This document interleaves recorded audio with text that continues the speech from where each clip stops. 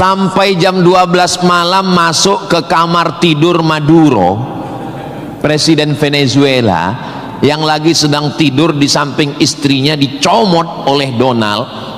Sebenarnya Amerika cuman mencari satu, nyari minyak. Karena Amerika memang adidaya, betul.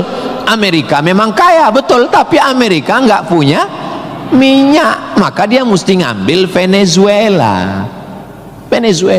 Tapi minyak Venezuela ini juga nggak aman, maka dia perlu minyak yang aset paling besar di dunia. Di mana itu?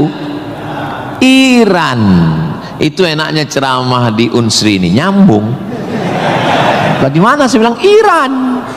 Dulu nama presidennya Reza Pahlavi, bisa diatur oleh Amerika, tapi kemudian datanglah pemimpin spiritual namanya Ayatollah Khomeini tahun 79 tahun 80, maka semua perusahaan Eropa, Amerika stop, nggak boleh masuk. Akhirnya dia diembargo selama 46 tahun. Gimana cara dia bisa hidup 46 tahun? Jual minyaknya kemana? Amerika nggak mau beli minyaknya, Eropa juga nggak mau. Kenapa Iran tetap bisa tumbuh? Dia jualnya ke Rusia dan Cina. Ada ilmu khusus yang mengkaji ini. Ilmu apa namanya? Geopolitik. Geo dunia, politik. Jadi politiknya bukan antar pilkada kabupaten, tapi geopolitik dunia. Maka Ayatullah ini mesti digulingkan. Meninggal Ayatullah Ruhollah Khomeini, digantikan penerusnya namanya Ayatollah Ali Khamenei. Khamenei mesti dibunuh karena dialah pemimpin spiritual, maka diserang, akhirnya meninggal. Mereka lupa, Amerika lupa. Dia sangka kalau kepalanya dipotong ini mati. Mereka lupa bahwa Iran pernah berperang 8 tahun dengan Irak. Siapa yang membiayai Irak waktu itu menghantam Iran? Amerika. Siapa yang disuruh menghabisi? Saddam Hussein. Saddam bantai. Sebetulnya itu latihan perang. Maka ketika dihajar, menurut Donald Trump 4 hari saja untuk menyelesaikan Iran. Begitu 4 hari tidak selesai, dia ngajak genjatan senjata. Lalu apa jawab Iran? Kau yang memulai, kami yang mengakhiri. Begitu jantannya. Kalau mau ambil minyak Venezuela, tumbangkan Maduro.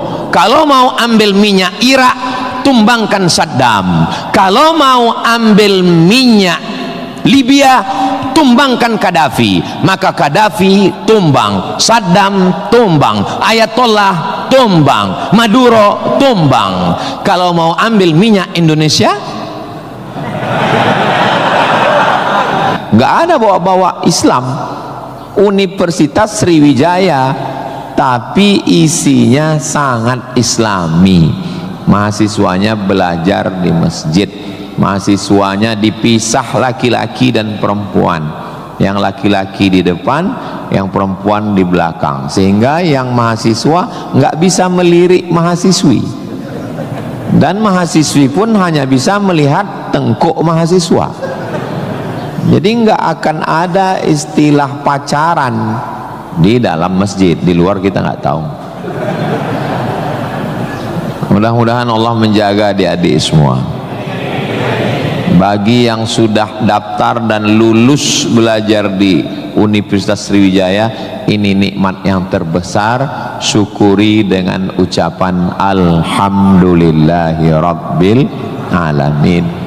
Dan kita berterima kasih kepada orang yang mengajarkan kita cara bersyukur dengan berselawat untuknya. Allahumma sholli ala Sayyidina Muhammad wa ala ali Sayyidina Muhammad. Ini kampus luas sekali. Saya tadi dibawa dari sholat Masjid Polda pergi ke parkir helikopter, lalu saya sebenarnya mau cerita bahwa saya naik heli, itu aja sebetulnya. Iya, kadang orang cerita mutar-mutar substansinya sulit dipahami.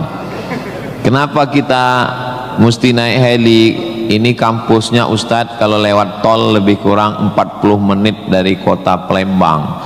Kenapa kampusnya mesti jauh? Ternyata di sini ada 700 hektar kampus yang begitu luas, dan di sini tidak hanya manusia, monyet pun jumpa tadi. Jadi kampus itu idealnya memang begitu. Jangan sampai fakultas pertanian nggak pernah megang tanah, beternak ikan di atas kertas. Fakultas peternakan, fakultas perikanan, tapi nggak pernah megang ikan, hanya presentasi makalah. Begitu lulus kerja jadi teller di bank, nggak nyambung. Maka di sini praktek. Tadi saya diberitahu oleh Bapak Ketua HIPMI, Ustadz Somad, ini tempat praktek pertanian. Masya Allah, negara kita ini, kami dari atas tadi, gemah ripah loh jenawi, tongkat dan batu jadi tanaman, hijau untayan katulistiwa, tapi berasnya impor. Kenapa? Padahal tanah begitu luas. Menunggu sarjana-sarjana pertanian dari Universitas Sriwijaya. Begitu. Kenapa enggak kita tanam?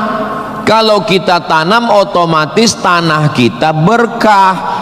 Kalau sudah dia nanam padi, pasti dia malam berdoa sama Allah, tumbuhkan padiku, berkahkan rezekiku, turunkan hujannya. Kalau sudah ditanam, otomatis ekonomi bangkit, orang akan bekerja, otomatis padi tadi akan dibawa ke kilang padi untuk mengupas kulit padi jadi beras. Berasnya diperdagangkan, diniagakan di pasar-pasar hidup. Tapi tidak semua orang mau. Kenapa? Karena dengan import ada fee, ada uang masuk, ada kejahatan, membunuh petani, membunuh pedagang, akhirnya orang dininabobokan. Jadi solusinya apa? Solusinya semua mesti berangkat dari kampus. Kampus apa? Kampus Universitas Sriwijaya. Ustadz beberapa kali nih nyebut Universitas Sriwijaya, dia memang setiap 5 menit sekali disebut. Terus kalau orang belajar di Universitas Sriwijaya ini, Ustadz Somad dapat apa? Saya dapat amal jariah dari alumni-alumni yang membangun Indonesia menuju Indonesia Emas 2045 insyaallah. Universitas Sriwijaya bukan swasta, negeri. Orang berbondong-bondong nasional dari Sabang sampai Papua mau daftar ke sini. Yang sudah lulus alhamdulillah, yang belum lulus berusaha, bertawakal, berdoa, insya Allah. Enggak lulus innalillah. Sudah lulus, belajar, banggakan orang tua. Enggak usah dulu matanya jelalatan, lirik sana lirik sini, nembak cewek enggak diterima, cinta ditolak, kapak bertindak. Enggak usah, serius aja belajar. Saya jadi mahasiswa sama seperti adik-adik. Saya sampai di Kairo 5 September 1998. Belajar 99, 2000, 2001, 2002. 4 tahun saya di Mesir, tidak pernah pacaran sekalipun. Makanya saya ngomong sekarang ringan. Coba kalau saya dulu playboy cap gayung, susah saya ngomong. Jadi apa yang kita rasakan waktu kuliah dulu, ya kita lah ngomongnya cair aja. Adik-adik jangan pacaran, yang penting kualitas belajar, sibuk menyibukkan pikiran untuk belajar. Terus Ustadz dulu nggak pacaran itu gimana ceritanya? Mahasiswa Indonesia 2.400, yang laki-laki 2.100. yang perempuan 300. Saya termasuk yang tereliminasi, kalah dalam persaingan. Tapi kalau kita kalah dari satu sisi, jangan kalah dari sisi yang lain. Saya alhamdulillah untuk masalah pacaran mungkin saya kalah. Saya bukan petualang, saya kurang suka adventure. Tapi dalam masalah belajar saya serius. Di Al-Azhar tidak pakai sistem SKS, dia pakai sistem paket. 1 tahun ada 14 mata kuliah tambah 2 juz hafalan Quran dan dibagi 2 termen, 7 termen awal, 7 termen 2. 14 mata kuliah, kalau nggak lulus 3 ulang setahun. 3 mata kuliah itu hanya diulang dalam setahun, habis umur. Maka saya berusaha belajar pagi, petang, siang, malam, tetap tidur dan makan. Dan akhirnya saya selesai S1, masuk bulan September. Saya selesai S1 bulan Juli. Saya selesaikan S1 saya 3 tahun 10 bulan. Selesai 3 tahun 10 bulan. Belajarnya bahasa Arab, diktatnya bahasa Arab, dosennya orang Arab. Maka saya kalau ketemu sama mahasiswa, saya tanya, semester berapa? 4 Pak Ustadz. Tapi mukanya kok tua kali. 14 Pak Ustadz. Kok bisa kamu sampai semester 14? Dosennya orang Indonesia, diktatnya bahasa Indonesia, referensinya Indonesia, campur Inggris dikit, makalah bisa campur AI. Kenapa kuliah bisa begitu lama? Apa kuncinya Ustadz, kenapa kuliah bisa cepat? Kuncinya simple aja. Saya kan belajar dulu dapat beasiswa dari Al-Azhar. Al-Azhar itu kalau tidak naik tingkat setahun, beasiswanya potong 50%. Kalau nggak naik 2 tahun, putus. Kalau 3 tahun nggak naik, DO. Kalau sudah DO, tidak dikasih tiket pulang. Siap-siap membuat rakit dari Sungai Nil ke Sungai Siak. Jadi yang membuat saya serius belajar itu adalah karena takut nggak makan dan takut nggak dapat tiket pulang. Jadi saya juga terlalu muluk-muluk. Saya nggak berani juga menasihati adik-adik. Saya belajar serius karena takut kepada Allah. Dulu kita nggak begitu. Ya itu. Makanya kalau ada mahasiswa, Ustaz Somad, ya, tolong saya kasih tips biar supaya serius belajar dan nggak pacaran. Saya bilang, cewek itu mau sama kau karena kau berduit. Kalau kau nggak berduit, nggak ada cewek mau. Kalau ada juga cewek mau, kau nggak berduit, dia tetap mau. 2 kemungkinan. Pertama, memang kau betua. Yang kedua, cewek itu bodoh. Iya, kan bodoh itu. Udah jelas laki-laki nggak ada duit, mau juga dia. Pelet apa yang dia pakai?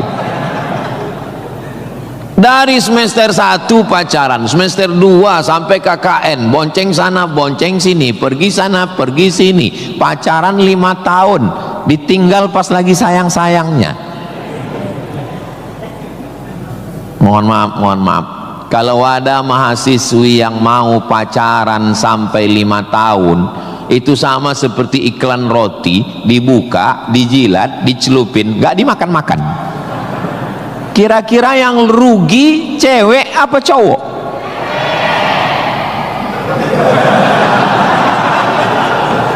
Kalau sudah tahu rugi masih mau pacaran, berarti itu IQ-nya di bawah rata-rata. Itu pasti nggak lulus di Unsri itu. Di Universitas Sriwijaya ini orangnya cerdas secara intelektual dan cerdas secara spiritual dan cerdas secara emosional. Cinta, benci, marah, sayang, kecewa, bahagia, itu semuanya adalah emosional. Bahwa kamu jatuh cinta, kalau ada mahasiswa jatuh cinta sama mahasiswi, bersyukurlah, berarti kau nggak homo. Tapi ketika cintamu itu mengalahkan prestasi studi, ingat, orang tuamu bersusah-susah di kampung, kepala jadi kaki, kaki jadi kepala, dia bertani sawah di kampung. Pagi waktu dia mau pergi ke sawah, masih bisa dibedakan mana bapakmu, mana sapi. Begitu pulang sore, sama bentuknya. Tiba-tiba kamu di kampus menjadi foto model, menjadi, nggak usahlah diteruskan, menyakitkan hati. Kenapa ceramah Ustaz Somad ini kok menyinggung saya terus ya? Kunci mendengar ceramah Ustaz Somad itu satu, jangan tersinggung. Ada beberapa orang tersinggung, pulang meninggal.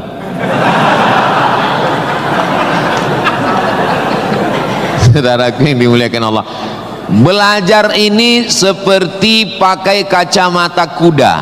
Jadi waktu belajar dulu pakai kacamata kuda, jangan tengok kanan, jangan tengok kiri, fokus ke depan, tentukan arahmu,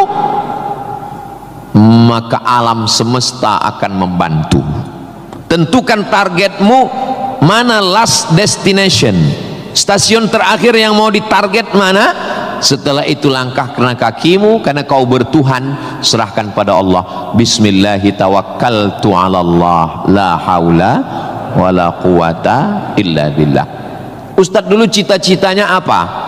Cita-cita saya selesai S1, habis itu saya S2, habis itu saya S3. Setelah saya doktor, saya mau jadi dosen, dan setelah nanti dapat duit, saya mau membahagiakan orang tua. Cita-cita saya nggak banyak, nggak ada cita-cita saya dulu diundang memberikan kuliah umum ke Universitas Sriwijaya, naik helikopter, nggak ada sama sekali, nggak terpikir di kepala saya, nggak ada terlintas. Cita-cita saya simple, singkat aja. Yang penting kuliah S1, S2, S3, habis itu doktor, jadi dosen, pulang ke kampung, ngajar, membahagiakan orang tua. Makanya waktu saya kuliah di Maroko, saya anak pertama, adik saya anak kedua. Kami cuman berdua, adik beradik, saudara kandung laki-laki dua-duanya. Kata adik saya mau nikah. Saya tunggu kamu pulang selesai S2 di Maroko atau gimana? Saya bilang kau nikah aja duluan, karena aku nggak jelas tanggalnya nih kapan. Pulang pun aku belum tentu nikah. Aku masih banyak cita-citaku. Aku masih selesai S2, aku mau S3, aku mau jadi dosen, aku dapat uang, bahagiakan. Kau kalau mau nikah, nikahlah duluan, jangan terhalang karena aku. Alhamdulillah adik saya menikah duluan. Anaknya sekarang sudah gadis, anak perempuan pertama, dan sekarang sudah belajar di Al-Azhar Kairo Mesir. Jadi kita bagi-bagi, kau bahagiakan dengan ibu punya cucu, dan aku membahagiakan dengan kuliahku. Jadi kalau kita mau kuliah, jangan juga kita halangi adik-adik kita yang mau nikah. Jangan sampai kita mau S2, S3, S teler, S cendol, S doger, S bandung, sampai yang di bawah-bawah ini terhalang, terkendala. Tapi insya Allah adik-adik semua sesuai dengan apa spesialisasi kita. Jangan belajar di tempat yang kita nggak minat, nggak suka, akhirnya kita menderita. Kita udah nggak suka bidang ini, tapi karena terpaksa akhirnya menderita, stres, depresi, mati. Apa yang suka? Ini Pak Ustadz, anak saya ini dari kecil memang saya lihat kemana-mana bawa martil Pak Ustadz. Masuk fakultas hukum, jadi hakim konstitusi. Insya Allah. Nggak lulus Pak Ustadz, jadi tukang. Mohon maaf Pak tukang, jangan tersinggung. Karena masjid ini selesai juga karena ada tukang. Anak saya ini kemana-mana bawa jarum suntik Pak Ustadz, fakultas kedokteran. Nggak lulus, pecandu narkoba. Jadi kemana arah kita? Ustadz Somad dulu biasanya anak itu dari kecil sudah kelihatan itu bakatnya kemana. Saya tanya sama emak saya, aku mak dulu kecil kemana arahku? kau dulu, kata mak saya, kalau kusuruh beli gula sama beli minyak ke warung nggak pulang-pulang. Kenapa? Cerita sama orang di warung itu, cerita. Kalau lagi keluar main dulu itu, kalau masuk kelas jam istirahat itu dulu namanya keluar main. Bapak dulu gitu juga? Berarti udah tua. Anak sekarang nggak tahu, sebaya kita berarti, sama-sama 28 tahun. Masalah umur ini kan bukan masalah angka, tapi masalah rasa. Saya terus terang, kalau di tempat lain saya ceramah saya merasa tua, tapi di Unsri ini rasa semester 7 ini sekarang. Nah itu, maka saya memang minta itu kepada Ustadz Kemas Ali, tolong kalau saya datang ke Sumatera Selatan 5 unsur mesti tercapai. Saya ada ceramah di kantor, alhamdulillah tadi sudah di kantor polisi. Tolong bawa saya ceramah di tanah lapang, tablik akbar supaya semua masyarakat dapat. Yang ketiga, ceramah di masjid supaya ada pengajian yang betul-betul ngaji, biasanya subuh. Yang keempat adalah ceramah di spesialisasi, kadang ceramah di IDI, Ikatan Dokter Indonesia, ceramah di PERADI, Persatuan Advokat Indonesia, kemudian satu lagi di kampus. Kenapa saya minta kampus? Karena kampus ini masa depan. Kalau panti jompo itu masa lalu. Ustaz jangan disebut jompo, kami di sini ada juga yang tua. Saya tidak ada melihat orang tua di sini. Ini hanyalah anak-anak muda yang terjebak di tubuh yang tua. Nah, jadi sebetulnya masalah tua dan muda itu adalah masalah semangat dan perasaan. Kalau semangatnya muda, perasaannya muda, maka disebut dia dengan sumpah pemuda. Padahal yang bersumpah itu orang tua. Tapi karena dia semangat, memang luar biasa Masjid Nabawi Unsri ini. TV-nya 4 di kiri, 4 di kanan. Luar biasa katanya. Kadang kita ceramah di beberapa masjid itu kecil aja TV-nya. Ini sampai 4. Ini menunjukkan anggaran untuk kampus ini memang hebat. Itu luar biasa. Jadi kalau ada orang mengatakan bahwa Sumatera Selatan itu bawahnya itu banyak emas, memang datanglah ke Unsri, memang terbukti atapnya pun emas. Nggak salah itu Pak Ketua HIPMI, memang banyak emas yang perlu digali di Sumatera Selatan ini, dan Unsri sudah mewujudkannya di atas. Siapa yang bisa melakukan bukan eksploitasi, tapi menggali potensi yang ada di alam ini, itu adalah mahasiswa. Inna fi khalqis samawati, dalam penciptaan langit, wal ardi, penciptaan bumi, waqtilafil laili wan nahari, perputaran siang dan malam, la ayat, itu semua adalah ayat-ayat. Apa yang kau tahu tentang ayat? Ayat kursi Pak Ustaz. Apa yang kau tahu tentang ayat? Ayat Al-Quran Pak Ustaz. Apa yang kau tahu tentang ayat? Ayat-ayat cinta Pak Ustaz. Ayat semesta.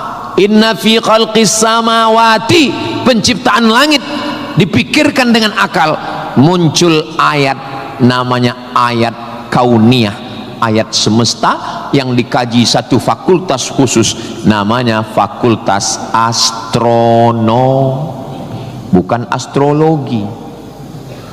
Yang perlu dipelajari itu astronomi, bukan astrologi. Kalau yang astrologi itu Anda lahir bulan April, bintang Anda Taurus, jangan jatuh cinta dengan Pisces. Karena kalau ikan jatuh cinta dengan kambing, nanti tinggalnya di mana? Buang-buang waktu aja itu, nggak usah dikaji. Tapi ketika berpikir tentang astronomi, tentang ilmu langit, maka umat Islam sudah lama mengkaji itu yang disebut dengan ilmu falak. Ilmu falak itu yang dipakai oleh Badan Lembaga Hisab dan Ru'yah. Hisab artinya perhitungan, menghitung bagaimana tingginya matahari, bulan di atas ufuk.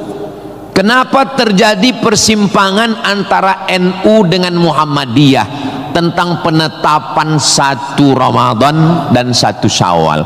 Itu berawal dari titik astronomi, karena menurut Muhammadiyah kalau sudah nampak 1 hilal walaupun dia tingginya 0,5 derajat atau 1 derajat, maka itu sudah dianggap sebagai hilal.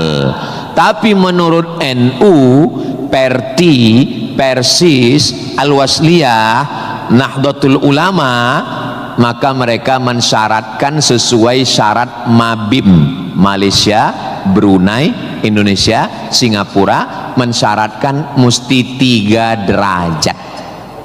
3 derajat baru dianggap sebagai hilal. Kalau 1 belum dianggap sebagai hilal. Kata Muhammadiyah 1 pun hilal, kata NU 3 baru hilal. Akhirnya datang wakil presiden Indonesia namanya Bapak Yusuf Kala. Pak JK duduk dengan NU dan Muhammadiyah. Kata Pak JK, gimana kalau NU turunkan 1, Muhammadiyah naikkan 1? Karena beliau kan pengusaha, bisnismen, biar supaya ketemu titik temu. Ya nggak ketemu, karena ini metodologinya berbeda. Akhirnya karena nggak ketemu, itulah terjadi 2 perbedaan. Maka umat Islam di Indonesia dia saling menjaga perasaan masing-masing. Akhirnya masing-masing mengamalkan yang 1 dengan 1 derajatnya, dengan 0,2-nya, yang 1, dan nanti akan terulang lagi pada tanggal 20, pada tanggal 19 hari Kamis 19 Maret itu nanti satu Indonesia akan mengeluarkan teropong untuk melihat astronomi apakah nampak anak bulan atau tidak. Di Riau itu teropongnya dibeli dulu harganya 50 juta, sejak dibeli sampai sekarang nggak pernah nampak hilal. Ustaz kok tahu? Teman saya kebetulan salah satu yang bekerja di situ, dia pernah posting gambar di teropong. Saya tanya apa yang nampak, dibilangnya gaji 13 katanya. Nah, itu hanya bisa diselesaikan oleh astronomi, ilmunya, orangnya astronom. Inna fi khalqis samawati wal ardi, bumi, satu fakultas muncul namanya fakultas geologi. Geo bumi, logi ilmu, geologi ilmu bumi. Ternyata di dalam bumi ini ada batu bara. Di dalam bumi Sumatera Selatan ini batu bara. Ustaz tahu dari mana? Tadi waktu kami naik heli tadi. Ini nyebut heli ini 20 menit sekali harus diulang. Waktu kami tadi naik itu di Sungai Musi, di bawah banyak sekali kapal-kapal membawa batu bara. Batu bara itu di dalam tanah, tapi kalau di Sumatera Utara di atas tanah. Abdul Somad batu bara. Di dalamnya ada nikel, di dalamnya ada minyak, di dalamnya ada emas, di dalamnya ada fosfat, di dalam ada gas, banyak sekali. Sebetulnya yang dicari Donald Bebek itu apa? Sampai jam 12 malam masuk ke kamar tidur Maduro, presiden Venezuela, yang lagi sedang tidur di samping istrinya dicomot oleh Donald. Sebenarnya Amerika cuman mencari satu, nyari minyak. Karena Amerika memang adidaya, betul. Amerika memang kaya, betul. Tapi Amerika nggak punya minyak, maka dia mesti ngambil Venezuela. Venezuela. Tapi minyak Venezuela ini juga nggak aman. maka dia perlu minyak yang aset paling besar di dunia. Di mana itu? Iran. Itu enaknya ceramah di Unsri ini, nyambung. Bagaimana saya bilang Iran? Dulu nama presidennya Reza Pahlavi, bisa diatur oleh Amerika, tapi kemudian datanglah pemimpin spiritual namanya Ayatollah Khomeini tahun 79 tahun 80, maka semua perusahaan Eropa, Amerika stop, nggak boleh masuk. Akhirnya dia diembargo selama 46 tahun. Gimana cara dia bisa hidup 46 tahun? Jual minyaknya kemana?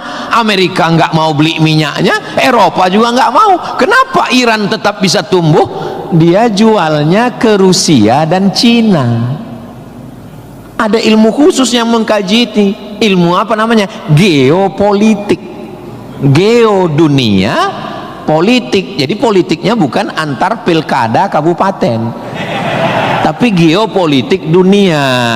Maka Ayatullah ini mesti digulingkan. Meninggal Ayatullah Ruhollah Khomeini, digantikan penerusnya namanya Ayatollah Ali Khamenei. Khamenei mesti dibunuh karena dialah pemimpin spiritual, maka diserang, akhirnya meninggal. Mereka lupa, Amerika lupa. Dia sangka kalau kepalanya dipotong ini mati. Mereka lupa bahwa Iran pernah berperang 8 tahun dengan Irak. Siapa yang membiayai Irak waktu itu menghantam Iran? Amerika. Siapa yang disuruh menghabisi? Saddam Hussein. Saddam bantai. Sebetulnya itu latihan perang. Maka ketika dihajar, menurut Donald Trump 4 hari saja untuk menyelesaikan Iran. Begitu 4 hari tidak selesai, dia ngajak genjatan senjata. Lalu apa jawab Iran? Kau yang memulai, kami yang mengakhiri. Begitu jantannya. Kalau mau ambil minyak Venezuela, tumbangkan Maduro. Kalau mau ambil minyak Irak, tumbangkan Saddam. Kalau mau ambil minyak Libya, tumbangkan Gaddafi. Maka Gaddafi tumbang, Saddam tumbang, Ayatollah tumbang, Maduro tumbang. Kalau mau ambil minyak Indonesia,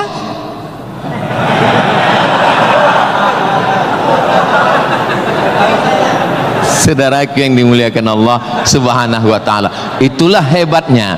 Jadi adik-adik saya ajak 2 SKS kuliah geopolitik.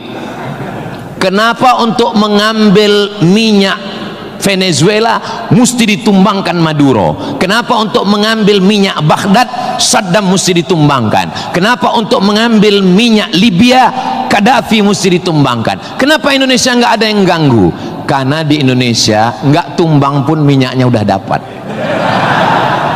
Saudara yang dimuliakan Allah Subhanahu wa ta'ala, sebetulnya dulu nggak tahu adik-adik belajar sejarah gimana, tapi kalau saya dulu belajar sejarah, Belanda datang ke Indonesia ingin mencari rempah-rempah,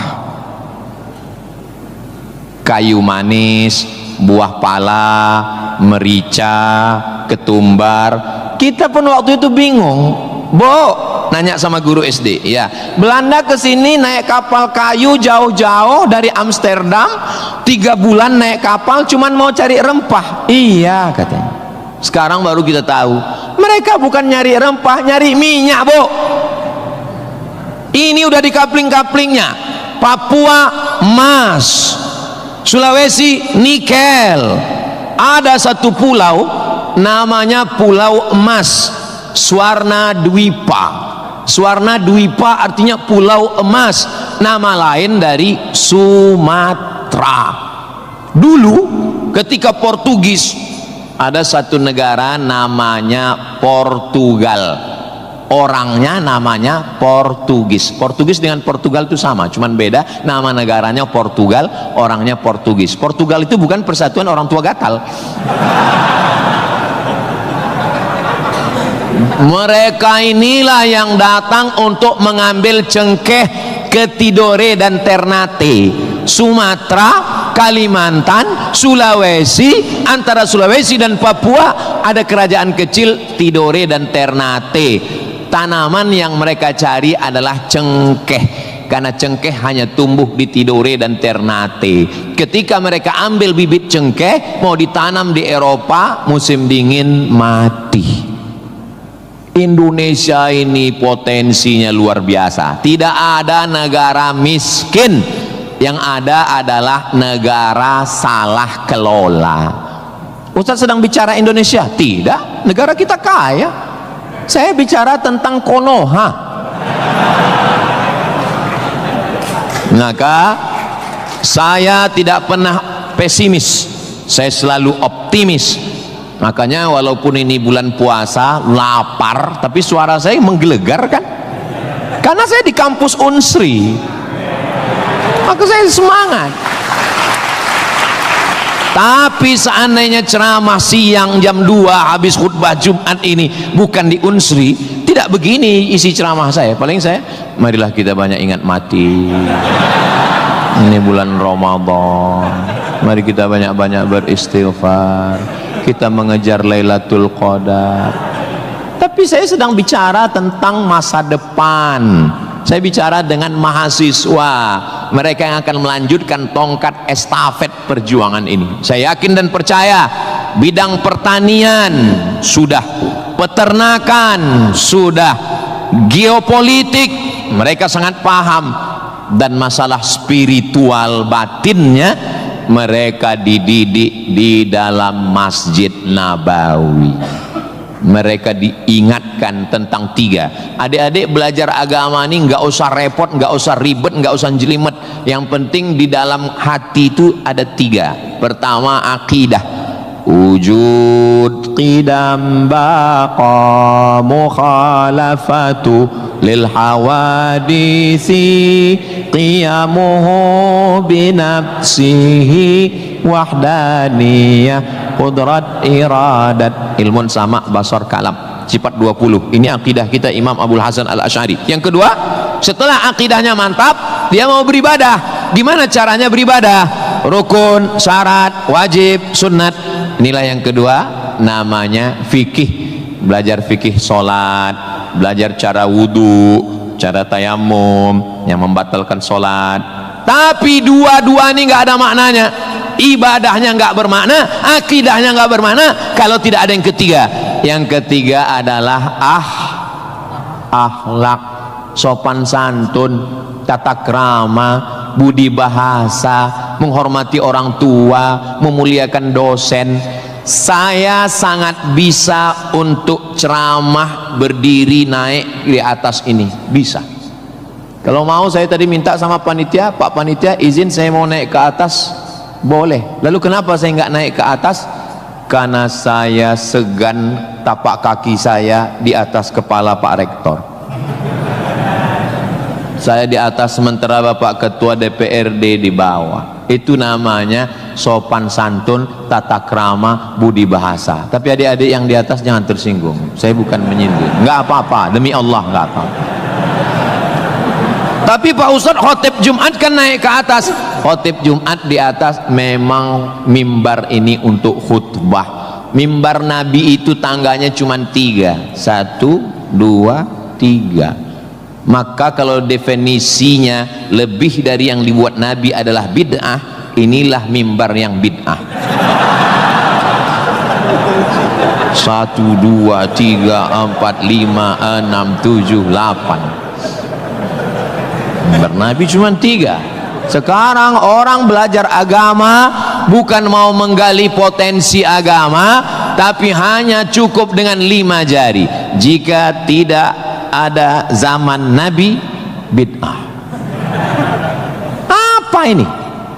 Orang mondok 7 tahun, belajar lagi di Al-Azhar, belajar lagi di Darul Mustafa Yaman, belajar lagi di Al-Ahqaf, terbang Syekh Syafiq dari Qudratullah, terbang ke Yaman belajar agama, bahasa Arab, nahu, sharaf, balaghah, mantik, bayat, ma'ani. Ada orang ngaji cuman 5. Kalau tidak dibuat Nabi, bid'ah. Hari pertama ngaji online, hari kedua mulai membid'ahkan orang lain. Ini pemiskinan ilmu. Masya Allah, sangat luar biasa tausiah yang sudah disampaikan oleh guru kita Al-Ustaz Abdul Somad. Sahabat beriman yang dimuliakan Allah, tetaplah di channel ini karena kajian ini belum selesai dan masih banyak lagi hal-hal menarik yang akan disampaikan oleh beliau. Mari kita lanjutkan kembali. Selamat mendengarkan. Dan orang-orang beginilah yang mau diadu domba. Jangan mau diadu domba, karena kita bukan domba. Maka siapa yang mau diadu domba, nanti disembelih waktu Idul. Saudaraku yang dimuliakan Allah Subhanahu wa taala. Jadi belajar agama itu penting.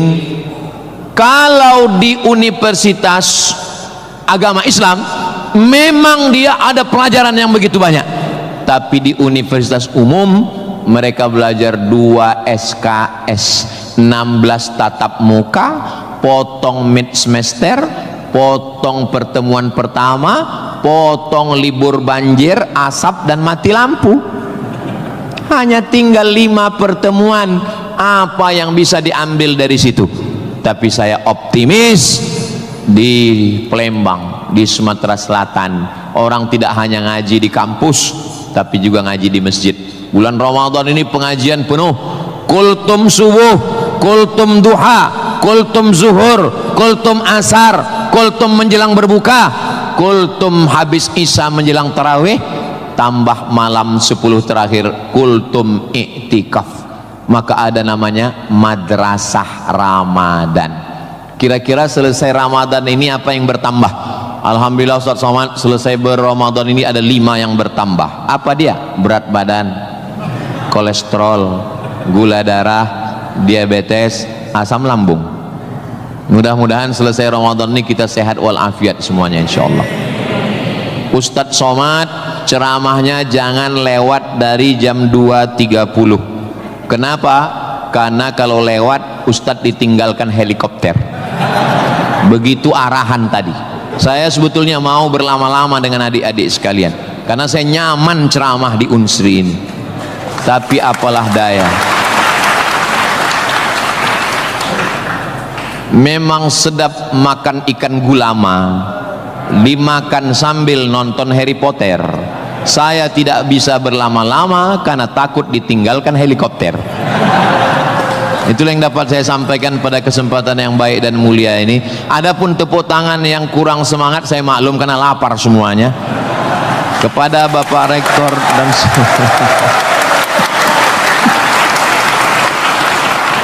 maukah Bapak Ibu memaafkan kesilapan dan kekhilafan saya? Di akhir majelis saya tutup dengan satu pantun penutup. Menangkap puyuh di Bukit Selasih. Thank you dan terima kasih. Assalamualaikum warahmatullahi wabarakatuh. Tadi dipesankan Ustaz langsung baca doa, Allahumma ja'al hadhil jami'ata jami'atan mubarakatan fiha.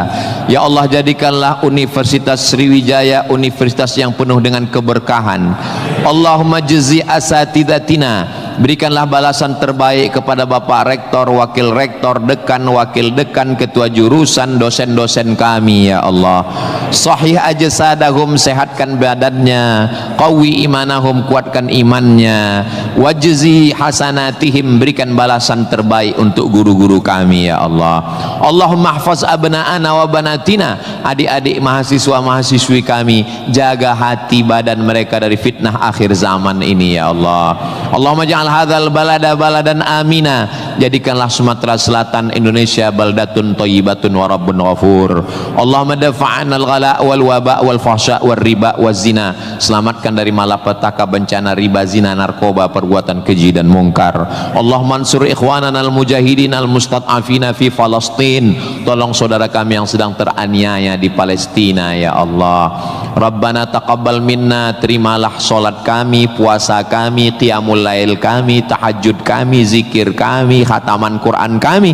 Wa tammim taqsirana, sempurnakan segala kekurangan kami. Waqtim bis salihati a'malana, tutup umur kami dengan husnul khatimah. Kama jama'tana fi hadzal majlisil mubarak, sebagaimana engkau kumpulkan kami di majelis ilmu, di tempat terbaik, di waktu yang baik, dengan ibadah yang baik. Kumpulkan kami nanti di surga bersama Nabi Muhammad sallallahu alaihi wasallam. Rabbana atina fid dunya hasanah wa fil akhirati hasanah wa qina adzabannar. Wa sallallahu ala sayyidina Muhammad wa ala alihi wa sahbihi wa sallam, walhamdulillahi rabbil alamin. Taqabbalallahu minkum minna wa minkum taqabbal ya karim. Adik-adik jangan berdiri dulu, duduk. Saya dengan Pak Rektor dengan Civitas Akademika duduk di depan, lalu diambil fotonya dari sini. Soto bukan sembarang soto, soto dimakan di tengah laut. Foto bukan sembarang foto, habis foto cepat diupload. Assalamualaikum warahmatullahi wabarakatuh. Alhamdulillahirrabbilalamin. Demikianlah tausiah yang sangat luar biasa yang sudah kita dengarkan bersama dari guru kita Al-Ustaz Abdul Somad. Tentunya banyak sekali ilmu, hikmah dan manfaat yang bisa kita jadikan pelajaran dalam kehidupan kita sehari-hari. Sahabat beriman yang dimuliakan Allah, mari kita doakan guru kita, semoga beliau selalu diberikan kesehatan dan dimudahkan segala urusannya. Dan buat sahabat semua yang sudah setia menyimak video ini sampai selesai, saya ucapkan terima kasih banyak. Semoga Allah Subhanahu wa taala senantiasa selalu melimpahkan segala rahmat dan karunia-Nya kepada sahabat semua. Selalu diberikan kesehatan, dimudahkan segala urusannya, dan dilancarkan rezekinya. Amin ya rabbal alamin. Demikian yang dapat saya bagikan, kurang lebihnya mohon maaf. Sampai bertemu lagi di video berikutnya. Wassalamualaikum warahmatullahi wabarakatuh. Setelah kita mendengarkan bersama tausiah yang sangat luar biasa dari guru kita Al-Ustaz Abdul Somad, sekarang mari kita lanjutkan aktivitas kita masing-masing. Semoga apa yang sudah disampaikan oleh beliau bisa menjadi ilmu yang bermanfaat dalam kehidupan kita sehari-hari. Selamat beraktivitas buat sahabat semua dan sukses selalu. Sampai bertemu lagi di video Ar-Razzaq 313 berikutnya. Wabillahi taufiq wal hidayah. Wassalamualaikum warahmatullahi wabarakatuh.